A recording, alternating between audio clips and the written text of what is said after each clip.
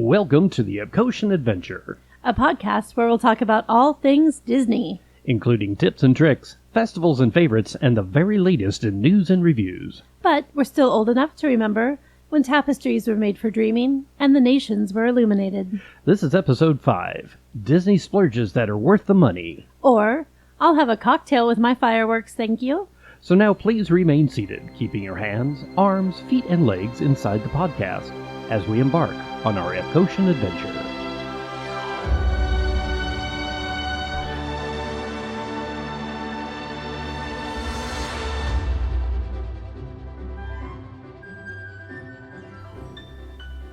Howdy, folks, and welcome to episode 5 of the Epcotian Adventure. I'm Rod. And I'm Sue. And today we're talking about Disney splurges that are worth the money. That's right.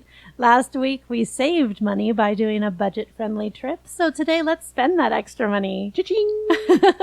There are lots of experiences that are worth a little extra money at Disney, and we're going to talk about some of those today. Some of which we've already done, some of which are on our bucket list. Yes. So as we go along, please, in the comments, tell us what you've done and tell us what we should be doing. That didn't sound right. Yeah, tell us where we should go. Oh, no. Don't do that. Well, be nice and tell us what Disney splurges you've done. There we go. Here we go. So we're going to just kind of break these down a little bit. So in our first category, we have upgrading your hotel. This is something that a lot of people think about as a first splurge. We've done this a couple times, so why don't you tell us the ones that you think are worth it? The very first time we stayed at Walt Disney World, we actually stayed at the Contemporary Hotel. Now, we didn't pay for that, and my dad actually, or our dad, I should say, spent $125 for a Park View Tower room at the Contemporary. Yes, we're that old. That same room now goes for over $1,000 most of the year. I do not actually think that may be a wise investment unless it's the first time and it's a big splurge that you want to do.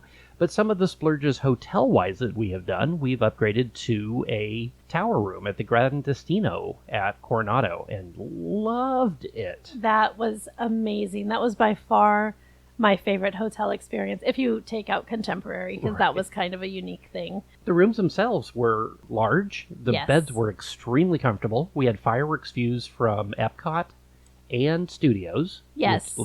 Little bitty fireworks from Studios. Yeah, you could see them in the distance, but it was still pretty cool. The tower itself is more accessible to the parking lots and to the restaurants than the outlying rooms. They can run anywhere in the $350s to $450s, depending on the season, and are really more geared towards adults. It feels less Disney World and more Walt Disney. It feels very posh. We felt a little underdressed. We felt very much like grown-ups going in there. So, as opposed to Art of Animation where your inner kid just comes out.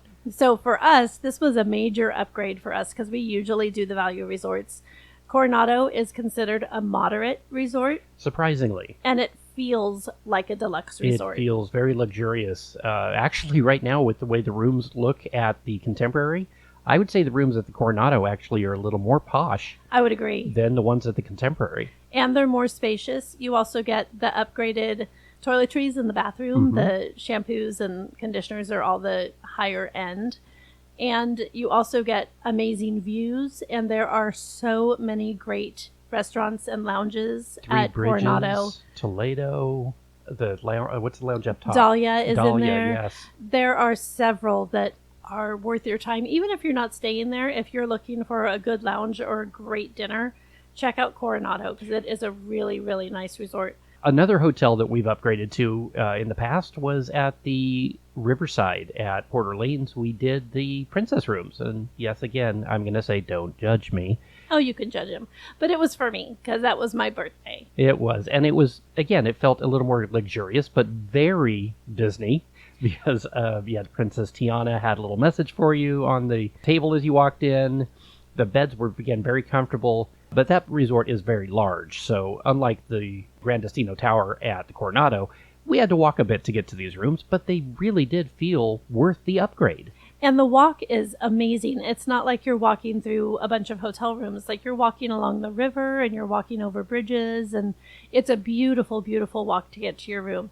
And one of the things that we love about it, staying at Riverside in particular, when you go into the bar/restaurant right in the lobby, if you're there at night, there's a chance that you get to see Yeehaw Bob. Yeehaw Bob. If you don't know him, he is worth the trip over there. Worth every bit of the effort it takes to get over to the Riverside, even if you're not staying there, just to go to see Yeehaw Bob. A Disney classic. He plays the piano. The piano rocks with him.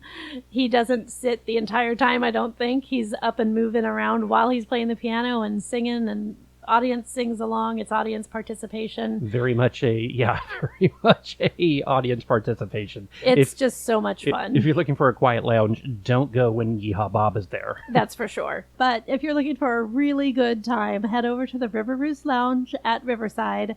Get yourself a fantastic raspberry mojito and just have a great time singing along. You're looking for another upgrade just in food? Hey, stop by the French Quarter and pick up some beignets and then take the boat over to Riverside. See Yeehaw Bob. That's another little nugget of info, is that they actually have very, very good beignets over at the Scat Cat Club. One other hotel upgrade that we've done is we decided to stay at an on-property, off-property hotel, meaning the Marriott-owned Disney's Dolphin Resort at the Epcot Resorts area. It's actually owned by Marriott. Yeah, we actually got to use Marriott points. I got Marriott points for staying there. Now, one of the interesting things about this hotel is it is considered, even though it's not Disney owned, you get the perks of staying at a deluxe resort, which is very unusual. So that means is you get extra park hours when those are available. You have transportation directly to Epcot and studios by boat, which is just so cool. It's just the coolest way to get to come into the park. You get into Epcot through International Gateway, just as if you were taking the Skyliner. Yeah. Or if you were walking in from Boardwalk, and the boat is right there. And the food there is some of the best actually around for resorts. We're actually going to be talking about one of the restaurants in just a bit when we talk about Splurges on restaurants. And that's actually a great segue. Let's just move right into the next category, which is... Let's dive right in. Get it? Dolphin. To see what that was good. Yeah, okay. Okay. All right. Moving on. So, you can also... I don't need your pity laugh. That's okay. Yes, you do. Okay, yeah, all right. You can upgrade by going to a more expensive dinner. Or a more expensive meal, we should say. It doesn't have to be dinner. You could do a character breakfast if you wanted to do that.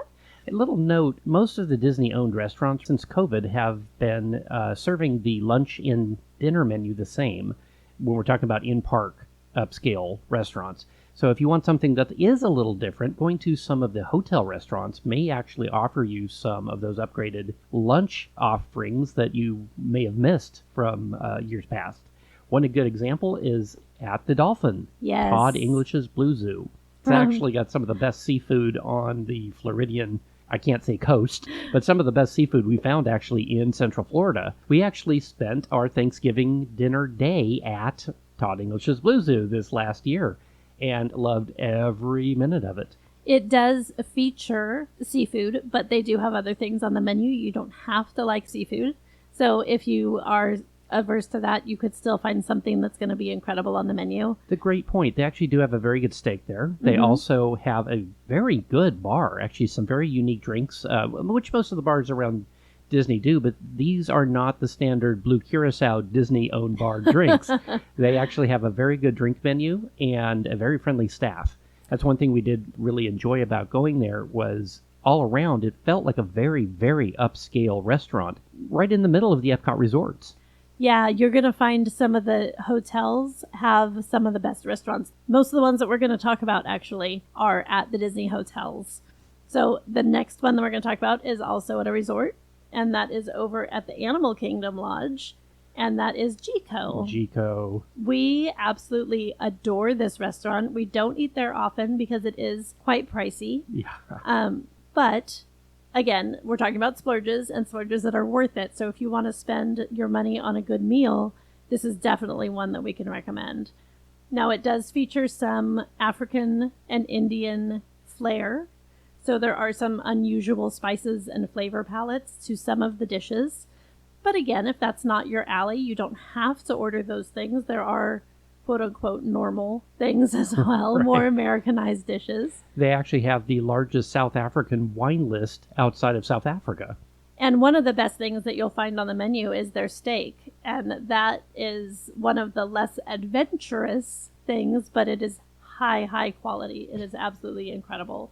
Oh, yeah, the oak grilled filet. I think we got that with Brussels sprouts. And Yes, and the 4-cheese macaroni on the that's side. right. Yeah, they're really more adventurous than that makes it sound. They have a ton of different African and Indian-inspired cuisine, including wild boar, duck. Of course, they're going to have a seafood and a chicken, just like every other Disney restaurant. Right. Really do need to actually check out their menu. Rather than us explain it, you need to experience it. For sure. And right across the way from that is Boma, the eating place, I believe is the... I think that is what that means, I believe that's what that means, which is an African-inspired buffet, which is also another upgrade to your general dining. It's not typical Disney buffet like you would think of. Right. And again, they have a lot of very different dishes that you can experience. And because it's a buffet, you can just try a little bit, see if you like it. And it's a great way to experience some new flavors. Yeah, for instance, instead of mashed potatoes, they do a root vegetable that is pounded out, I guess you could say, to look like mashed potatoes.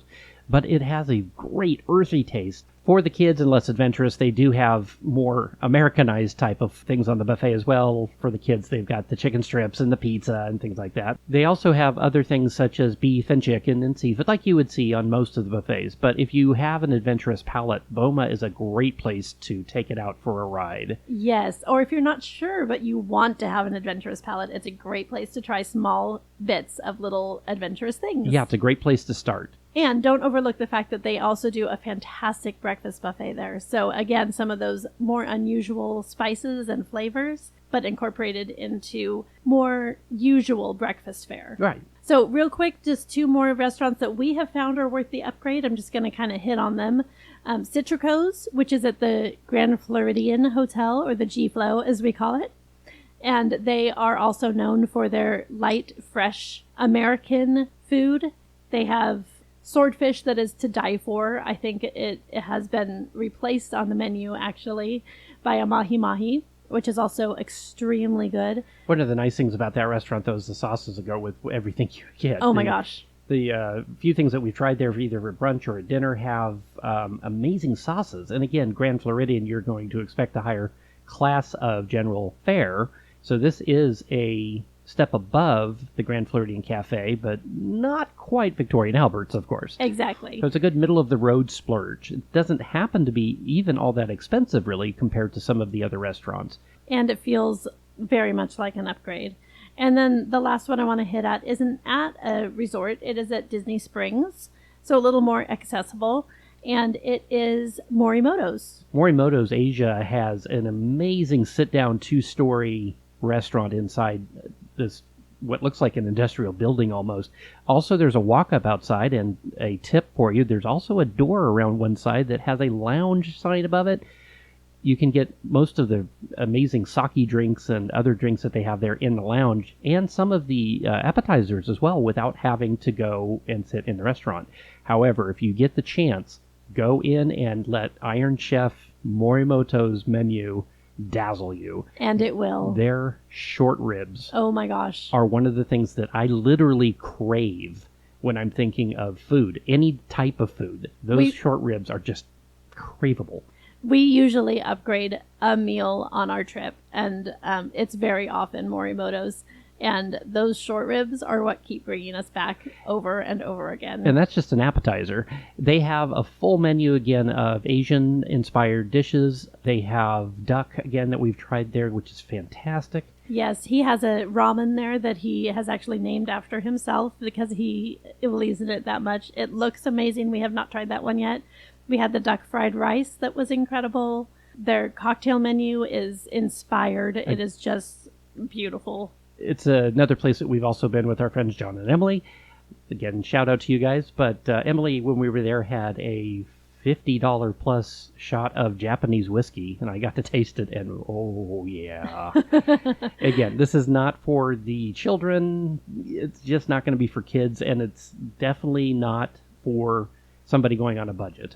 You can easily spend over $100 a person at Morimoto. but it's worth it. Worth the splurge. So all of these places that we've mentioned are great for a special occasion. They're not something that you're going to do on a nightly basis. No, and you probably don't want to do it every time you go to Disney World either. This is something that you're going to want to save for and plan for and go do. Which is what all of what we're talking about today is. Exactly. So on the next category, we have some events. So this is special events that Disney puts on that you can join in on. So one of those, actually, let's just tackle both of these at once. We have Mickey's Very Merry Christmas Party. And the Not So Scary Halloween event. Exactly. So these are both very similar events in that they are after hours at Magic Kingdom. They are ticketed events, which means your admission to the park that day does not get you into the party. Right. You have to have a separate ticket for the party.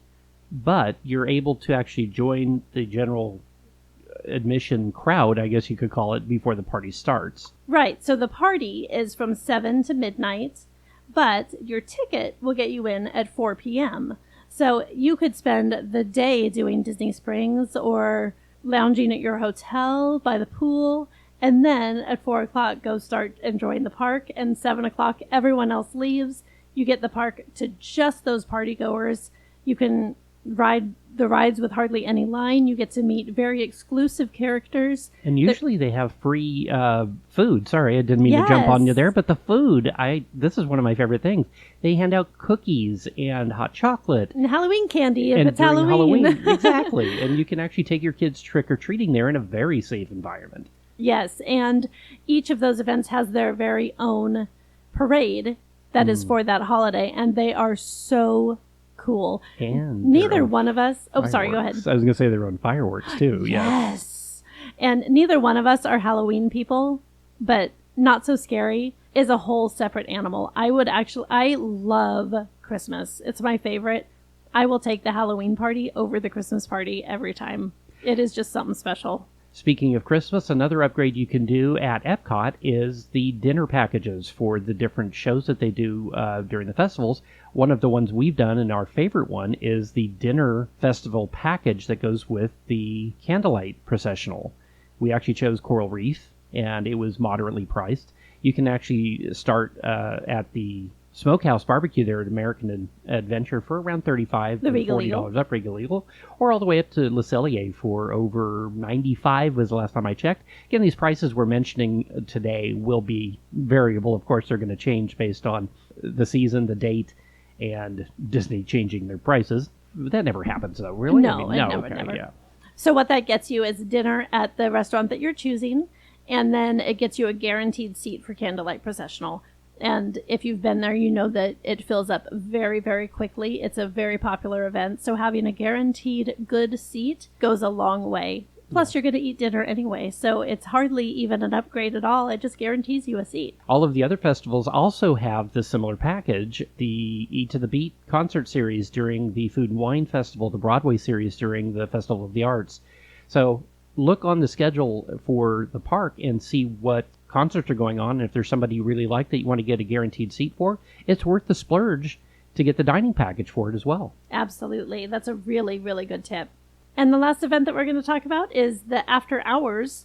This is a limited time right now. It seems to be only going through April. So check the calendar for when you're going to be there to see if this is available. But again, it's an after park hours. So at Magic Kingdom, it is... from usually around 9:30 to 12:30 at Hollywood Studios, and from 10 to 1 at Magic Kingdom. So you can get in the park as early as 7 p.m. Believe the cost right now. At Magic Kingdom, it starts at $149. Hollywood Studios starts at $139, and it is a 3-hour event. Right. Because it is limited ticketing, that gets you into line for all of those really super popular attractions with hardly any wait. Yeah, so even Rise of the Resistance right now, yes. I've heard during the event, has had very minimal waits because there's just that few people actually in the park. Editor's note from the future. Epcot is now also offering after-hours tickets from June through August of 2023. Consult the Walt Disney World app for more information. So those are the ticketed events that they have for after hours. And I think all 3 of those are worth the extra money if you have the funds to swing it. So the next category is sort of on the tail end of that, but it's a little bit different. This is a fireworks upgrade. So there's several different ways to upgrade your fireworks experience. At Magic Kingdom, they offer 3 different ways to do a dessert party for the fireworks show. Mm-hmm. One of them is before, where you go in and you're offered a buffet of desserts and drinks. You enjoy that, and then you go out to the hubgrass, where they have a sectioned off area for you to sit, and you'll enjoy the show from there. It's very similar for the after party. You watch the fireworks first, and then you go in and enjoy some desserts and drinks. Our favorite one is during. So this is a little bit different. Yeah, for about $114 as of, again, current pricing, you're able to go and get in just before the fireworks start.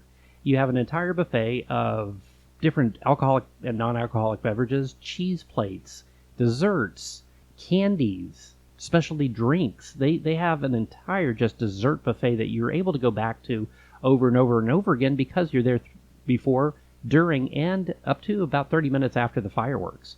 And you're sitting in chairs, which is a different experience than sitting on the grass or standing in a sectioned off area. One thing to note is it does take place at the seating area of Tomorrowland Terrace, so it's a little off to the right-hand side, so you're not going to see the castle projections down Main Street for Happily Ever After, which will be the one starting in April, or starting back in April. Thank you. We've missed you, Happily Ever After. To us, it's been worth spending the extra money because, believe it or not, we are not people. That is so true. Do not like standing in large crowds that are pressed in around you for hours. So therefore, the $114 to not have to do that and take the anxiety off of watching the fireworks, which is one of our favorite things to do at Magic Kingdom, is worth it just for that ability to not have to be pressed in and sitting on the ground. Yes, or have someone standing in front of you with a child on their shoulders and suddenly you can't see the castle anyway. It's just a really, really nice thing to do. It's a great way to treat yourself. At the end of a long day on your feet, you get to sit in a nice comfy chair, put your feet up, and enjoy a glass of champagne. It's just really nice. It's actually kind of nice. Epcot has a very similar situation where you can do a dinner package and watch the fireworks from either the Rose and Crown or from Morocco. Spice Road Table. Spice Road Table, yeah. And so you can get a guaranteed seat and a really good view of Epcot Forever, again, which is starting here in just a few weeks in April.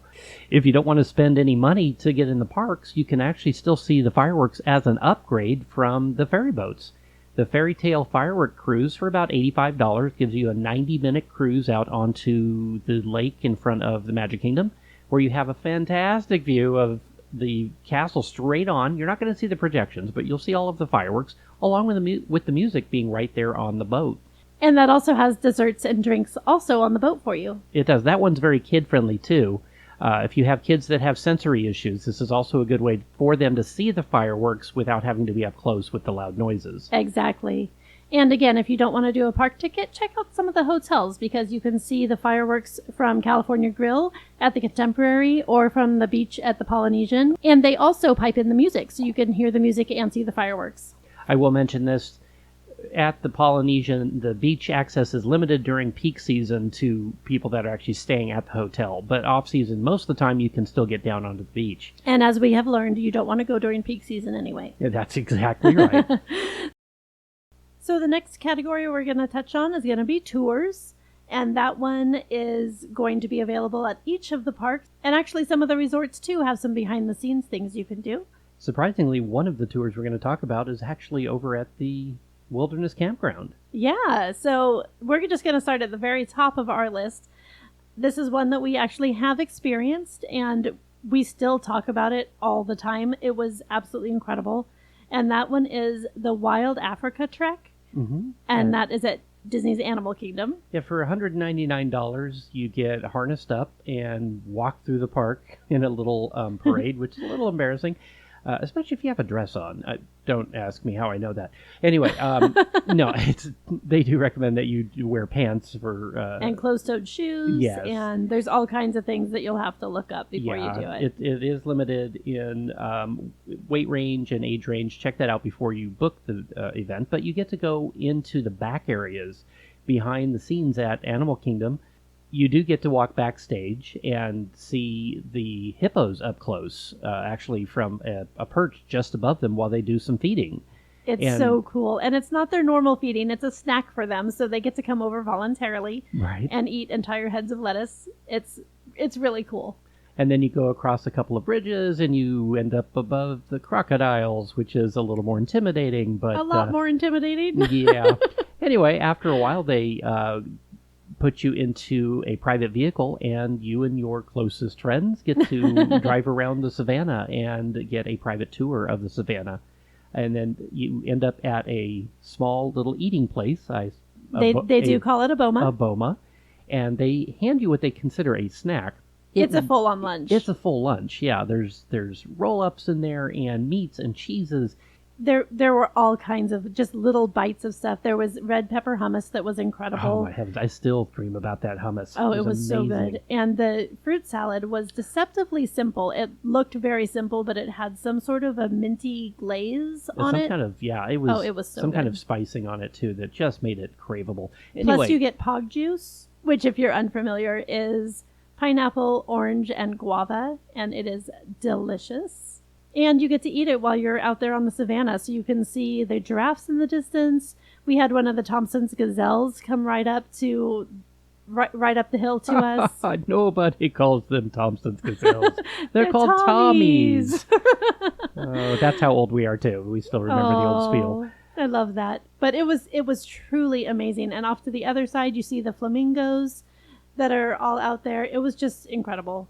Over at the Magic Kingdom, we've also done the Marceline to Magic Kingdom tour, which is a walking tour for about 2 hours. And it takes in some of the attractions for Fantasyland and Tomorrowland and talks to you about how Walt imagined Walt Disney World would be and what led from Marceline to the Walt Disney Studios to Disneyland to Disney World. And Marceline is where Walt Disney grew up, in Marceline, Missouri. It's up in northern Missouri. And that was actually our first road trip when we moved to Missouri. So that was really neat to get to see how he was inspired by the real Marceline to create Main Street and the rest of Disneyland. That tour runs about $49 and is offered in the morning hours at the Magic Kingdom. A sister tour to that is actually on our to-do list for hopefully this year, and that's the Keys to the Kingdom tour, which is a little more in-depth tour. It runs about $114 and is a 5-hour walking tour, I believe, if I've got that correct. It is. It does include lunch, so you do get a little break. And you do have to be 16 and over to do that one, so no kiddos on that one. Yeah, and you do get some front-of-line access to a few attractions on that tour as well, and you get to go see the utilidors, those magical tunnels where mythical. the trash and the carts go through. I'm a Magic Kingdom ex-cast member, so when I think of the utilidors, I think of, hey, I'm going to work, or hey, I'm leaving work. But for the rest of us plebeians out here, it's pretty magical. It is amazing if you've never seen it. Magic Kingdom, of course, is built on the second floor. The first floor is where the utilidors are. If you've never seen them, it is pretty amazing to walk downstairs or take an elevator down to the bottom and see all the cast members being just ordinary people. Now, that being a 5-hour tour probably isn't on everybody's list, but it's definitely on ours. So if you are a repeat visitor and you want to get a little behind-the-scenes flair, that's a way to do it. Another tour that's offered at Disney's Animal Kingdom that's really a sister tour to the Wild Africa Trek is the Savor the Savannah tour. Yes. It's for kids 8 and over, and it is also conducted out on the Savannah, but it does not include the more active parts that we mentioned from the Wild Africa Trek. It does include a lunch stop as well, and it runs about $174. And it's a 2-hour, so it's a little bit shorter than the Wild Africa Trek. Yeah, less walking on that tour. And that tour is wheelchair accessible. Yes. During the Wild Africa Trek, you do have to be mobile on your own. You are walking back through the backwoods. There's trails, of course, but it is uneven ground. Savor the Savannah you can experience if you are in a wheelchair or if you're mobility impaired. And there is not a height or weight restriction on that one. So the other tour we're going to talk about is over at Epcot. This is one that we got to experience last time. Rod's done it several times, but this was my first time. And it is called the Behind the Seeds tour. Yeah, it's at the exit of Living with the Land.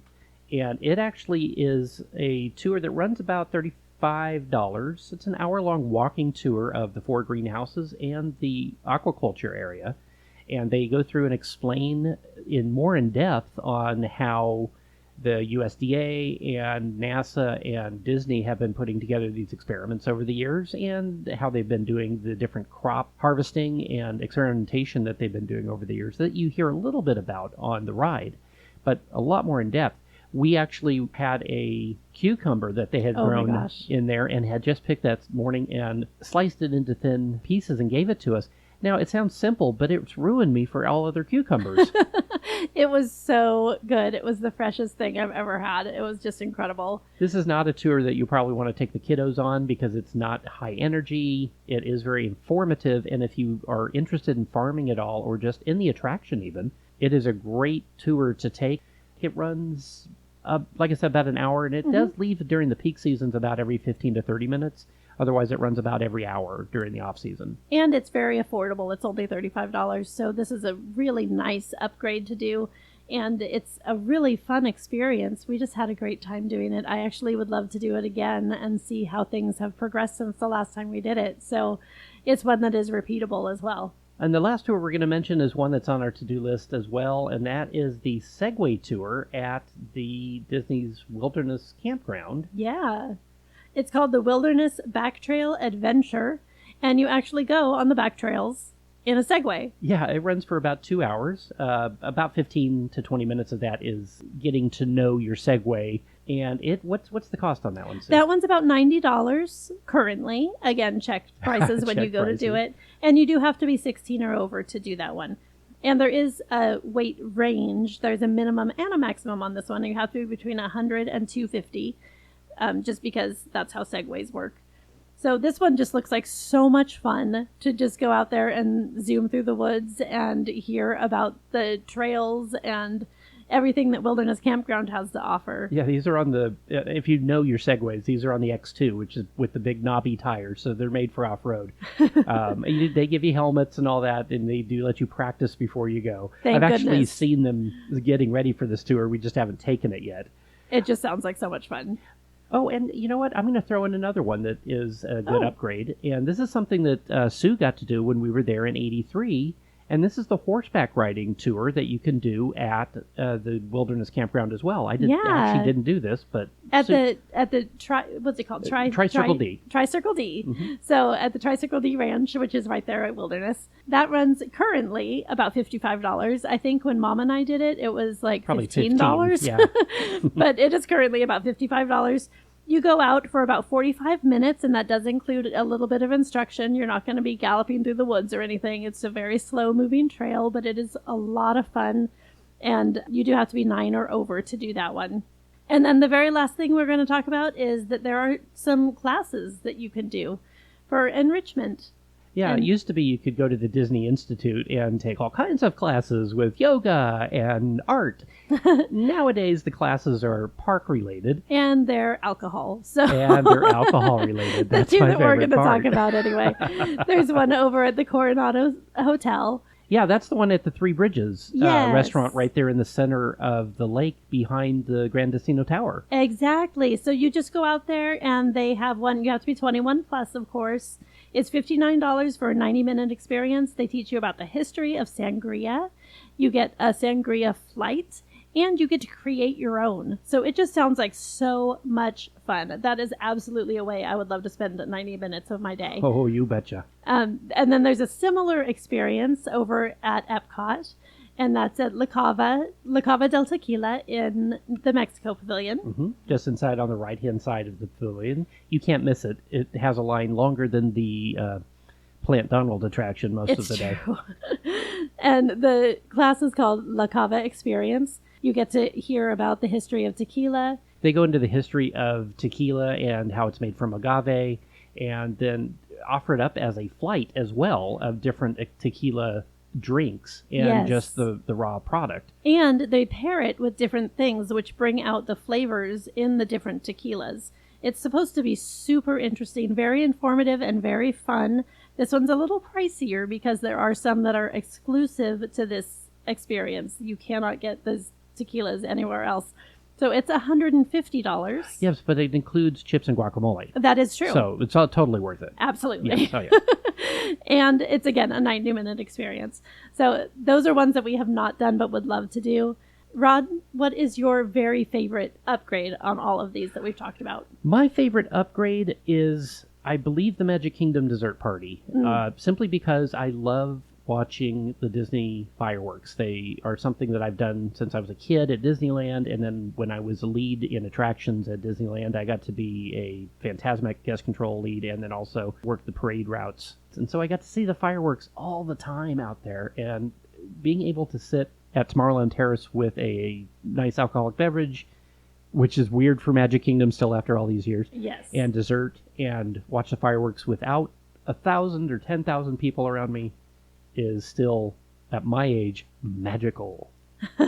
That is an incredible experience. What's your favorite experience? I think the one that we do most frequently is upgrading our dinner choices, where we sit down to a nice meal. So that is probably the most frequent one that we do, but my very favorite is just so close to my heart, and it's that Wild Africa trek.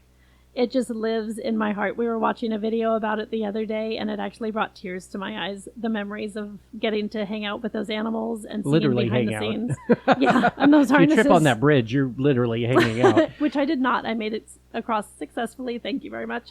We'll actually post a few pictures from that experience as well, so you can see what we're talking about with the harnesses and the bridge. It was truly, truly, it felt like a once-in-a-lifetime experience. Yet neither Sue or I are very into alligators or crocodiles. No. And I'll tell a story sometime about when I lived in Florida and crocodiles. But the experience is one of a kind. It's not anything you're going to find at any zoo that I've ever seen or any other theme park. So I agree with Sue. The Wild Africa Trek is worth every penny. And if that's the one takeaway that you get from this episode, so be it. Absolutely. Before we go, I'd like to send a quick shout out to our friend Andy Apodaca from Palm Springs Linguist. If you're looking for some great videos on Disney theme park history, Disney cast member life, language, travel, other topics like that, check out Andy's YouTube channel. That's Palm Springs Linguist. It sounds odd, but it's really intriguing. He also goes into things about just language. Disney language, for instance, is one of the things he's covered. But check him out. And don't forget to like, subscribe, and leave us a review. It really does help us out, and it'll help some other people find us. This has been episode 5 of the Epcotian Adventure. Thank you for joining us today. I'm Rod. And I'm Sue. And we'll see you in line. Bye.